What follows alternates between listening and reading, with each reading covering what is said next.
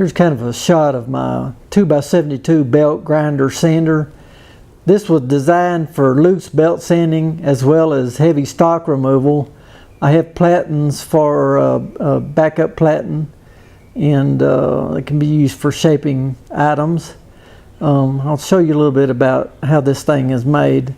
It's made with two 1-inch McGill pillar blocks, and that shaft was turned down and threaded on a lathe, and I had it fixed that away and had a keyway cut. That's a 4 1/4 inch pulley that goes back to about a 2-inch pulley, and that's a Dayton 3450 motor, and I'm thinking it's cutting that about in half. I figure that's about a 1800 RPM grinder, my calculations. This piece here is spring loaded. It's got 2 pieces of tubing with the spring in it. That's what puts pressure on this back arm here that goes down to a kind of a pivot arm down there, and to the left there you see that piece of pipe that is welded to a hex nut actually, and that slot is oblong, so the belt tracking can be adjusted there. And there is a 5-inch rubber coated kind of a aluminum wheel right there, and I'll show you the other angles here. This is a 4-inch pulley at the top. This is a 3-wheel configuration, and that's a serrated contact wheel. It's 2 inches wide by 8 inches in diameter, and I've just about worn the serration smooth on this. I've used this for well over 25 years, close to 30 probably.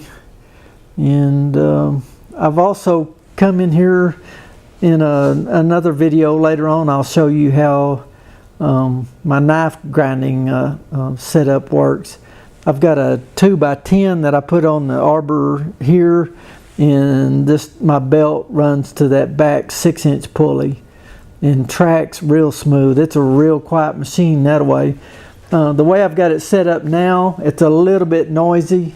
I'll turn it on for you just so you can get an idea.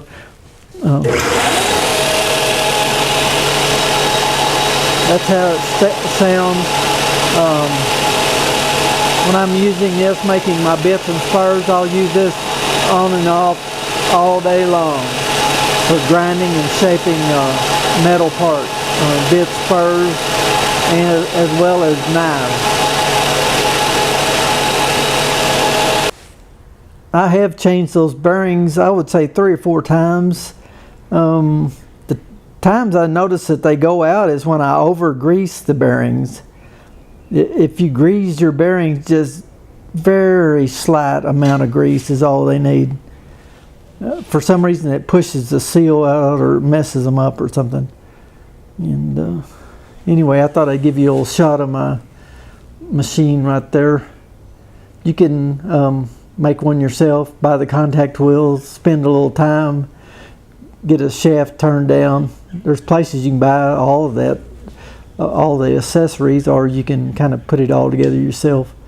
I will caution you, it is a dangerous machine, and you've got to keep safety in mind, and you've got to wear goggles. I wear gloves most all the time, and you just got to be alert when you're using a machine like this.